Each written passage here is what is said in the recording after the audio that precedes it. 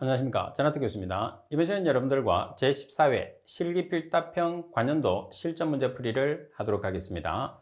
자, 여러분들이 가지고 계시는 교재 1번을 보도록 하십시오. 20g의 수산화나트륨을 물에 녹여 500ml 용액을 만들었다. 이 용액의 몰 농도를 계산하시오 나와 있어요. 자, 그러면 여러분들 지금 여기에서 수산화나트륨이라는 게 뭐죠? 자, 수산화나트륨이라는 것은 NaOH를 수산화나트륨이라고 그래요. 자, 그러면 20g이라는 것은 질량이 되겠죠. 자, 수산화나트륨의 질량입니다. 그리고 물에 녹여서 500ml 용액을 만들었다고 그랬어요. 그러면 부피가 500ml니까 500ml는 0.5L가 되겠죠. 따라서 몰 농도를 계산하시오 되어 있어요. 자, 몰 농도라는 것은 몰 퍼 리터의 단위를 가지게 됩니다. 그러면 자, 여러분들 몰 농도라는 것은 질량 나누기 부피 곱하기 1몰 나누기 분자량이 되는 거죠. 자, 그럼 여기에서 분자량을 먼저 나타내 보면 NA의 원자량이 23입니다. O의 원자량은 16, H의 원자량 1. 그래서 얼마냐면 40g이에요. 따라서 분자량이 40g이니까 1몰은 40g이 되는 거죠. 따라서 질량 자리에 얼마? 20g. 그리고 부피 자리에 500ml니까 0.5L. 1몰 나누기 분자량. 분자량은 얼마죠? 40g. 따라서 계산하시게 되면 1.0몰이라는 값이 나오게 되겠죠. 그래서 여러분들이 문제를 풀었을 때는 몰 농도와 노르말 농도, 모랄 농도 같은 경우에서는 시험에서 상당히 자주 출제되거든요. 그래서 몰 농도, 노르말 농도, 모랄 농도 같은 경우에서는 정확한 개념을 숙지를 하고 계셔야 돼요. 그래서 문제가 나오면 언제든지 나오더라도 여러분들이 계산을 할 수 있게끔 반드시 준비를 해야 되겠죠. 자, 그러면 노르말 농도라는 것은 자, 몰 농도라는 것은 우리가 계산을 했고 노르말 농도라는 것은 그럼 어떻게 나타내면 되죠? 질량 나누기 부피까지는 똑같아요. 자, 여기에서 1당량 나누기 1당량에 해당하는 그람수로 나눠주면 되겠죠. 자, 여기서 1당량에 해당하는 그람수라는 것은 분자량 나누기 뭐가 되는 거죠? 가수. 자, 가수라는 것은 산성의 물질은 H의 개수, 알칼리성 물질은 OH의 개수를 뜻합니다. 자, 그리고 마지막으로 우리가 모랄 농도라는 것은 용질의 몰수 나누기 용매의 질량 이렇게 나타내는 거죠. 그래서 몰 퍼 킬로그램으로 표시하는 게 모랄 농도가 되는 거죠. 따라서 모랄 농도와 몰 농도와 노르말 농도는 정확하게 여러분들이 개념을 정리하고 계셔야 됩니다. 자, 그리고 문제 2번에 보시게 되면 20도씨 물 200g에 포도당 2몰이 녹였을 때 용액 중에 포도당의 WT%를 계산하시오. 자, WT라는 것은 중량 퍼센트 또는 질량 퍼센트라고 하죠. 웨이트의 약자를 WT라고 씁니다. 포도당의 용해도는 50g per 100g water. 다시 말해서 100g 물에 50g이 녹는다는 뜻입니다. 용해되는 동안 온도는 20도씨를 유지한다고 되어 있어요. 그러면 우리가 포도당의 WT%를 계산을 한단 말이에요. 그러면 WT%라는 게 질량 백분율 또는 중량 백분율이라고 해요. 같은 말입니다.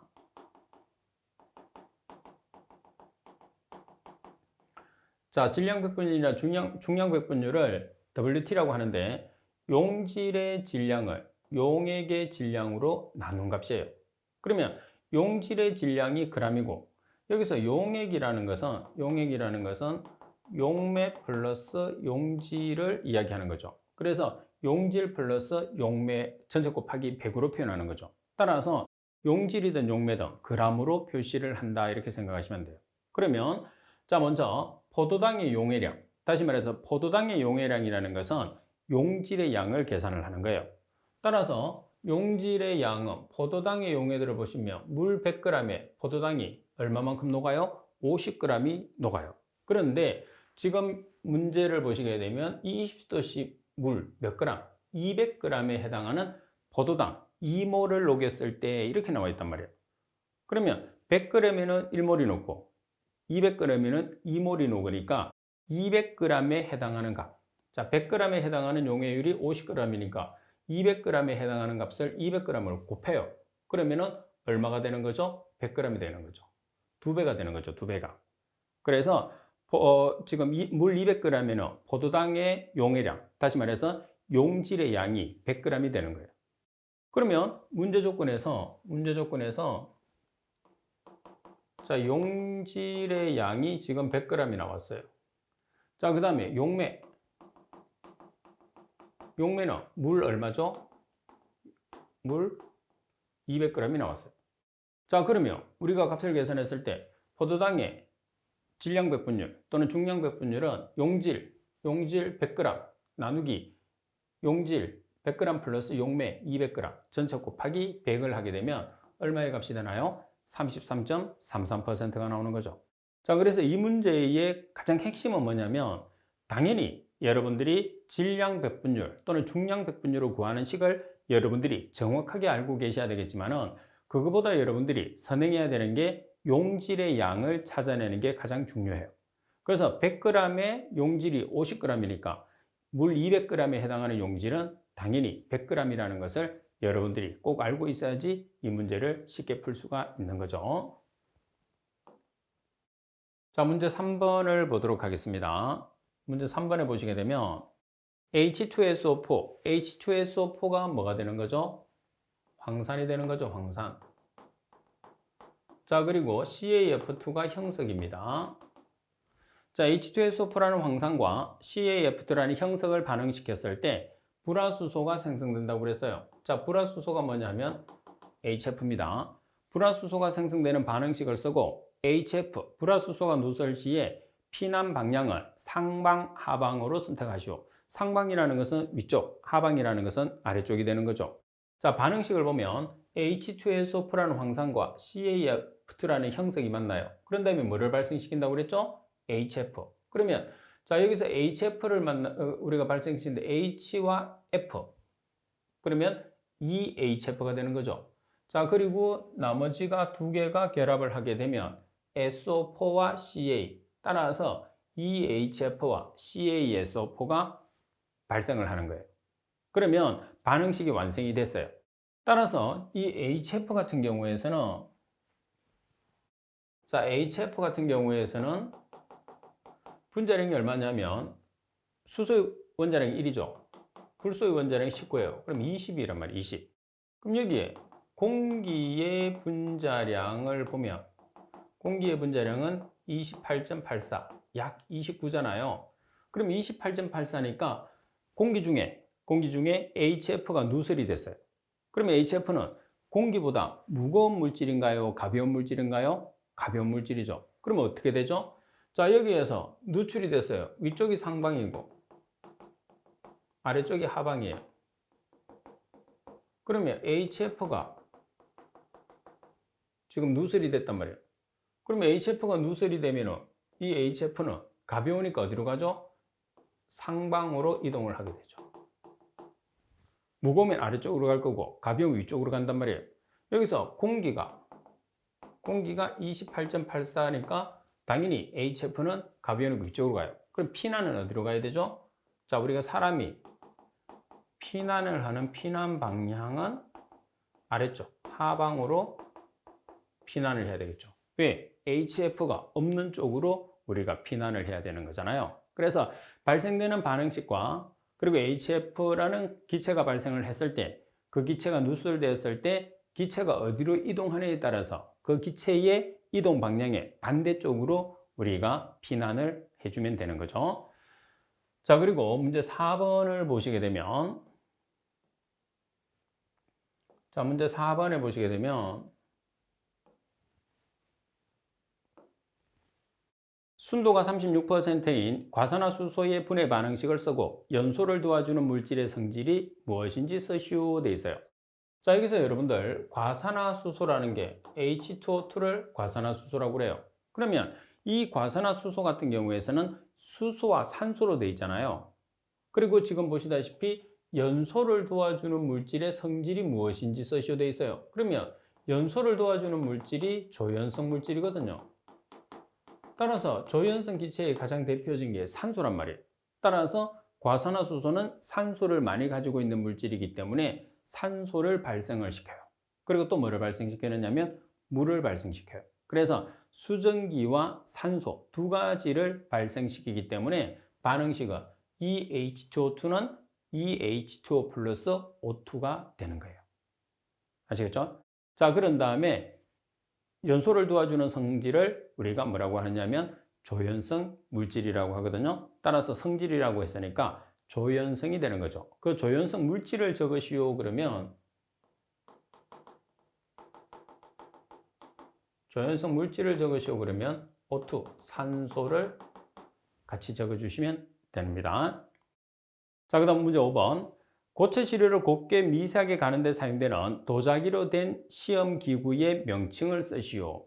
자, 우리가 화학 실험을 했을 때 우리가 정량 분석을 해요. 그러면은 건조기에서 건조를 시키게 되면 이렇게 알갱이가 나오잖아요. 그 알갱이들을 미세하게 가루로 만들 때 사용하는 기구를 이야기하는 거죠. 그래서 요즘은 화학 약품실에서 사용을 하는 걸 잘 못 보면 우리가 약국에 가면 약사들이 이렇게 막자사발을 가지고 약을 갈아서 이렇게 주는 경우도 있거든요. 그래서 고체를 곱고 미세하게 가는 데 사용하는 도자기로 된 거는 막자사발이라고 그러죠. 그래서 생긴 거는 뭐 비슷하게 생겼는데 이렇게 생겼어요. 이렇게 생겼고 그 다음에 이렇게 얘를 이용해서 이렇게 뱅뱅뱅뱅 돌려서 갈게 되는 거죠. 그래서 막자사발이 정답이 되고요. 자, 그 다음 문제 6번에 보시게 되면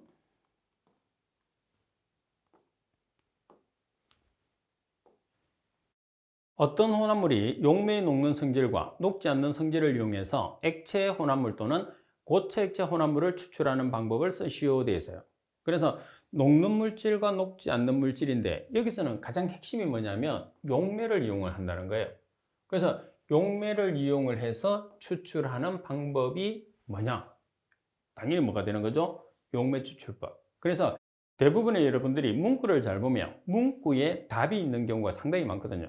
그래서 문제를 읽을 때 정확하게 문제를 읽고 그리고 여러분들이 공부를 했을 때도 매치를 시켜줄 수 있는 용어가 나오면 그 용어를 이용해서 답을 같이 매치시키는 습관도 들여놓으면 답을 보다 편하게 정확하게 적을 수 있어요. 따라서 용매 추출법.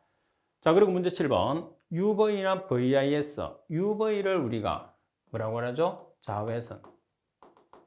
VIS를 가시선이라고 하죠. 자, 자외선이나 가시선 분석에서 분석 대상 물질의 농도를 알기 위해서 표준 물질을 첨가해서 분석하는 분석법을 쓰시오 되어 있어요. 자, 여기서 핵심은 표준 물질을 첨가해서 분석하는 분석법이에요. 자, 표준 물질을 첨가한다고 해서 표준물 첨가법이라고 이야기를 합니다. 자, UV나 VIS, 자외선이나 가시선을 이용을 해서 우리가 미지의 농도를 분석을 하는데 이때 표준 물질을 첨가해서 분석하는 방법은 표준물 첨가법이 됩니다. 자, 그리고 문제 8번을 보도록 하겠습니다. 자, 문제 8번에 보면 분자가 적외선 및 자외선의 빛 에너지를 받아서 들뜬 상태가 됐을 때 에너지의 명칭을 쓰시오. 그리고 아래 보기에서 전이 에너지가 적은 것부터 큰 순서로 쓰시오 되어 있어요. 자, 그럼 먼저 들뜬 상태가 나오니까 우리가 상태가 두 가지가 있거든요. 아래쪽에 있는 게 기저 상태. 기저 상태를 바닥 상태라고 해요. 자, 그리고 위쪽에 여기 상태. 여기 상태를 들뜬 상태라고 합니다. 그럼 여기에서 기저 상태에서 에너지를 흡수하게 되면 여기 상태가 돼요. 자, 그리고 여기 상태에서 에너지를 방출하게 되면 바닥 상태로 됩니다.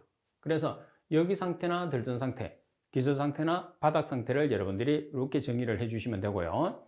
자, 그 다음에 문제풀이로 가서 우리가 시그마, 지금 보기에 보시게 되면 파이에서 파이 별표. 여기서 별표가 붙은 거는 이걸 별표라고 할게요. 별표가 붙은 거는 여기 상태를 뜻해요. 그래서 파이에서 파이 여기 상태, 시그마에서 시그마 여기 상태, n에서 시그마 여기 상태를 뜻하는데 각각의 상태에서 전위 에너지가 적은 것부터 큰 순서로 찾는 거예요. 그러면 자, 시그마라는 것은 우리가 단일 결합을 뜻해요. 그리고 파이라는 것은 다중결합을 뜻해요. 여기서 다중결합이라는 것은 뭐냐면 이중결합과 삼중결합을 다중결합이라고 그러죠. 그러면 우리가 기억을 해야 되는 것은 3번이에요. 전위 에너지 순서 같은 경우에서는 n에서 파이 여기 상태가 가장 에너지가 작아요. 그 다음은 n에서 시그마 파이, 시그마 여기, 그리고 파이에서 파이 여기. 그러니까 n에서 파이 여기, 그거보다 큰 게 n에서 시그마 여기, 그보다 더 큰 게 파이에서 파이 여기가 더 큰 거죠.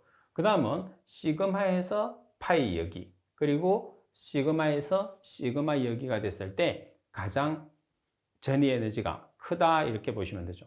그래서 우리가 반드시 기억을 해둬야 되는 것은 뭐냐면 이 순서, 말씀드린 것처럼 3번의 순서를 꼭 기억을 해야 돼요. 그래서 가장 큰 게 시그마에서 시그마 여기 상태가 되는 게 가장 크다고 그랬잖아요. 그래서 이 값이 전위 에너지는 가장 큰 값을 나타내게 됩니다.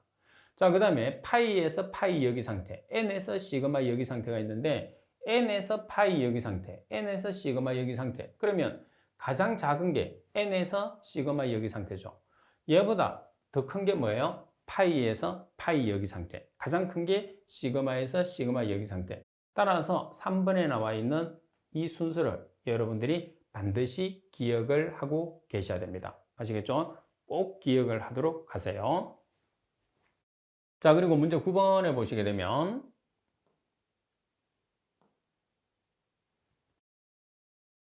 불꽃 시험에서 불꽃색의 파장이 짧은 것부터 긴 것 순서로 나열하시오 돼 있어요. 자, 먼저 보기에 보면 리튬, 나트륨, 황, 칼륨, 구리가 있어요. 자, 여기서 리튬이라는 것은 Li, 나트륨은 Na, 황은 S, 칼륨은 K, 구리는 Cu를 뜻하거든요. 자, 이 내용은 팁을 먼저 한번 보셔야 돼요. 자, 우리가 가시광선은 무지개색으로 되어 있어요. 자, 무지개색이라는 것은 빨주노초 반암보의 색깔을 우리가 무지개 색깔이라고 그러잖아요. 자, 여기에서 빨간색 쪽이 파장이 길어요. 그리고 보라색 쪽이 파장이 짧다는 것을 꼭 기억을 해야 돼요. 이게 가장 핵심이에요. 그러면 여기에서 오른쪽으로 가면 갈수록, 보라색 쪽으로 가면 갈수록 파장이 짧게 돼요. 그리고 왼쪽 빨간색 쪽으로 가면서 파장이 길게 된다는 거. 자, 그러면 문제 조건에서 빨주노초 반암보니까 여러분들이 각각의 원소에 해당하는 불꽃 색깔을 여러분들이 기억을 해야 되거든요. 그래서 불꽃 색깔을 여러분들이 보시게 되면 리튬은 빨강색, 나트륨은 노란색, 구리는 청록색, 황은 파란색, 칼륨은 보라색이 되는 거죠. 따라서 빨주노초 반암보를 여러분들이 색깔별로 일단 정리를 해놔야 돼요. 그죠? 그래서 주황이 없잖아요. 파남보 이 순서가 되네요. 그래서 오른쪽으로 갈수록 파장이 짧고 왼쪽으로 갈수록 파장이 길다. 이렇게 표현하면 되죠. 그래서 파장이 짧은 것부터 긴 순서로 나열하라고 그랬어요. 그러면 칼륨이 가장 짧죠. 그 다음에 황, 구리, 나트륨, 리튬 순서로 답을 적어주시면 돼요. 그래서 9번 문제 같은 경우에서는 가장 핵심이 여러분들이 무지개 색깔에서 시작하는 빨간색 쪽으로 오면 파장이 길고 반면에 마지막이 되는 보라색 쪽으로 가면 파장이 짧다는 거. 그리고 지금 보기에서 주어지는 리튬이나 나트륨이나 황이나 칼륨, 구리에 각각에 해당하는 불꽃 색깔을 여러분들이 기억을 한 다음에 무지개 색깔로 여러분들이 나열을 해서 파장이 길고 짧은 것을 여러분들이 답을 서술을 해주는 문제가 되니까 팁을 여러분들이 잘 알고 계시면 쉽게 문제를 풀 수가 있습니다. 자, 그리고 여러분들 문제 10번에 보시게 되면 원접수 분광광도계에서 사용하는 램프를 쓰시오 돼 있어요. 자, 원자 흡수 분광 광도계에서 사용되는 램프는 하나가 있어요. 뭐가 있어요? 중공 음극 램프예요. 그래서 중공 음극 램프나 속빈 음극 램프는 같은 뜻입니다. 중공이라는 것은 비었다는 거죠. 속이 비었다는 거예요. 그래서 중공 음극 램프 또는 속빈 음극 램프 두 가지 다 같은 말이기 때문에 두 개 중에 한 개를 여러분들이 서술을 해주시면 돼요. 반면에 분광 광도계에서 사용되는 램프는 두 개가 있죠. 분광 광도계는 우리가 파장에 따라서 중수소 방전관을 쓰는 경우와 텅스텐 램프를 쓰는 경우가 있는데 자외선 부분에서는 중수소 방전관을 써요. 반면에 가시선 부분에서는 텅스텐 램프, 건적외선 부분에서도 텅스텐 램프를 사용하는 거죠. 그래서 자외선 부분에서는 중수소 방전관 또는 중수소 방전 램프, 그리고 가시선이나 건적외선에서는 텅스텐 램프를 쓴다는 것. 따라서 지금 문제 조건에서는 원자 흡수 분광 광도계와 그리고 분광 광도계를 두 가지를 여러분들이 정확하게 이해를 하는, 광원을 또는 램프를 정확하게 이해를 하는 문제가 되는 거죠. 램프가 광원이 됩니다. 반드시 두 가지를 구별을 해서 문제가 출제되는 내용에 따라서 답을 서술을 해 주셔야 됩니다. 자, 지금 여러분들이 보고 계시는 문제는 여러분들 선배들이 시험을 친 다음에 문제를 보고 내서 제게 보내준 문제를 제가 재편성을 해서 여러분들에게 가르치고 있습니다. 따라서 시험을 치는 여러분들이 가장 정확하게 문제를 보니까 여러분들 복원도 가장 정확하게 할 수 있겠죠. 따라서 댁에 오셔서 문제를 보고 난 다음에 제게 보내주시면 제가 후배들을 가르치고 그리고 교재를 만드는데 아주 많은 도움이 됩니다. 따라서 여러분들의 적극적인 참여를 꼭 부탁을 드릴게요. 복원된 문제는 어디로 보내시느냐 하면 제가 사용하는 메일로 보내주시면 돼요. 제가 사용하는 메일은 kwe7002@한메일넷입니다. 여러분들의 적극적인 참여를 꼭 부탁을 드리겠습니다. 자, 이번 시간 수업은 이것으로 마치도록 하겠습니다. 수고하셨습니다.